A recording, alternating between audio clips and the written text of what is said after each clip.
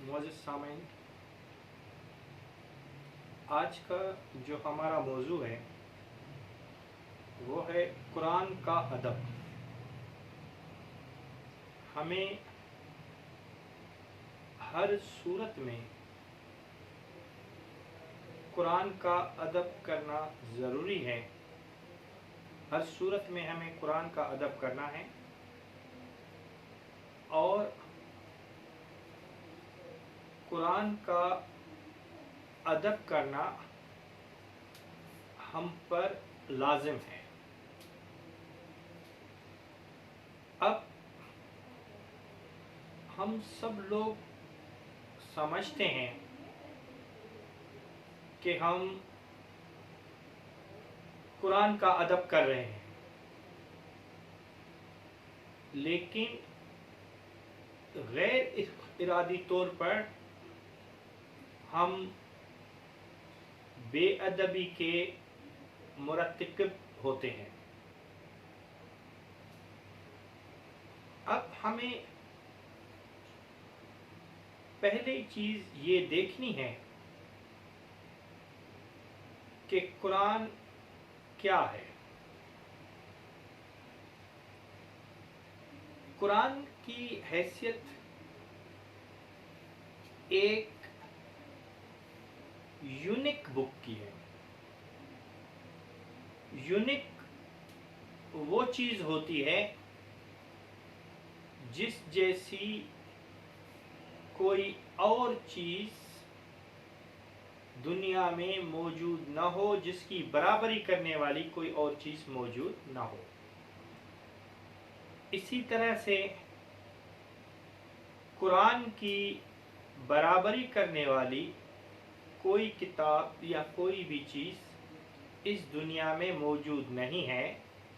इसलिए कुरान एक unique book है और यूनिक बुक होने के नाते से उसके साथ जो डील की जाएगी, उसके साथ जो बर्ताव किया जाएगा, वो भी यूनिक ही होगा। अब कुरान का अदब ये है, कुरान का हक ये है कि जब कुरान खुली हुई हो तो हम कोई और बात नहीं कर सकते हैं। हमें कुरान अदब से बंद करके रख के उसके बाद दुनियावी बात या आपस में बात करनी होगी। अगर कुरान भी खुला हुआ है, कुरान भी खुली हुई है और हम आपस में बातें भी कर रहे हैं, तो ये कुरान की बेअदबी है। इसी तरह से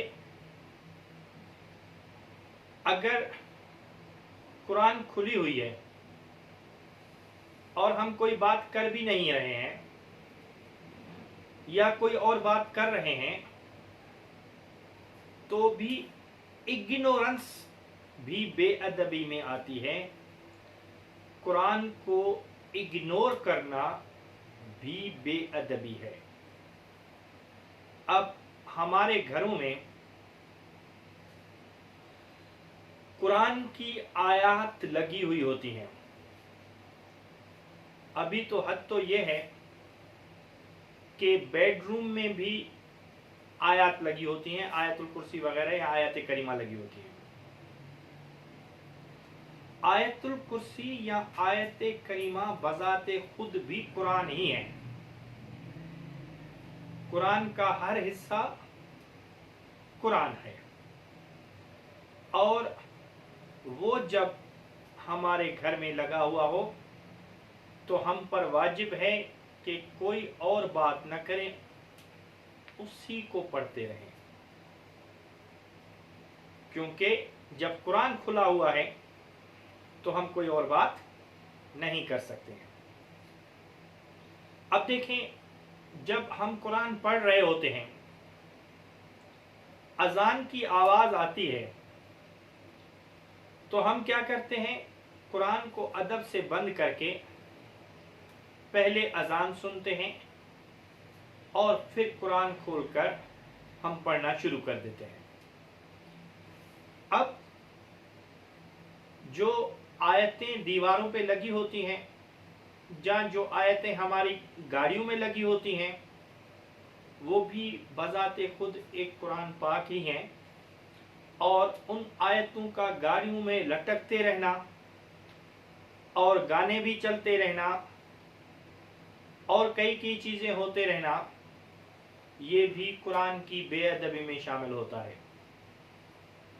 ہمارے گھروں میں جہاں پر قرآن کی آیات لگی ہوئی ہوں وہاں پر ہم اگر زور سے بولیں تو بھی قرآن کی بے ادبی ہے اور اس کی سزا ہوگی۔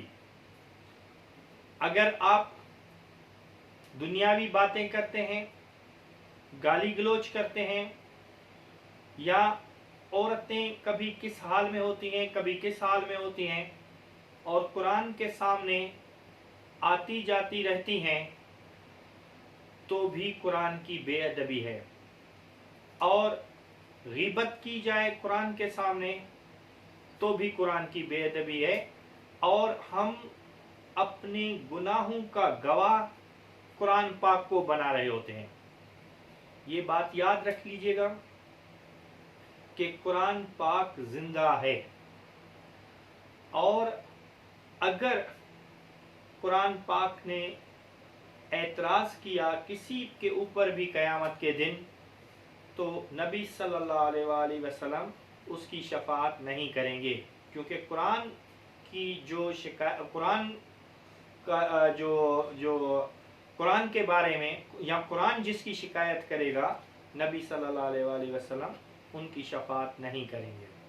اس لیے ہمیں قرآن کریم کے بارے میں احتیاط کرنا ہے اور اس کا ادب انتہا درجے کا کرنا ہے، کیونکہ قرآن عام کتاب نہیں ہے اور اس کو عام طرح سے آپ ڈیل نہیں کر سکتے ہیں۔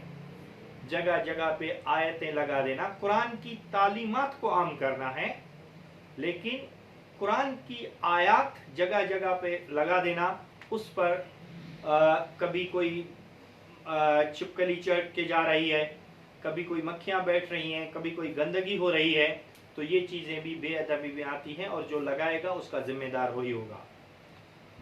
اور جب ہم گھر میں قرآن لگاتے ہیں تو قرآن اگر ایسی جگہ پہ لگانا ہے جو مکمل پاک ہو یا مسجد ہو، پھر اس کو اسی حیثیت سے رکھنا ہے۔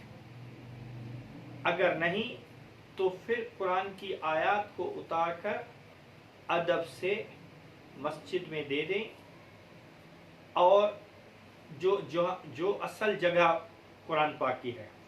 باقی اگر آپ بے ادبی کریں گے، قرآن پاک کو عام کتاب کی طرح سمجھیں گے اور اسی طرح سے ایک دوسرے کو دیتے رہیں گے یا عام جگہوں پر رکھیں گے یا سجاوٹ کے طور پر استعمال کریں گے، تو یہ چیز جو ہے بجائے آپ کو فائدہ دینے کے نقصان دے گی۔ اس لیے قرآن کا ادب ضروری ہے، اور قرآن کے بارے میں انتہائی سیریس ہو کر اس کا ادب کریں۔ ٹھیک ہے؟ خدا حافظ۔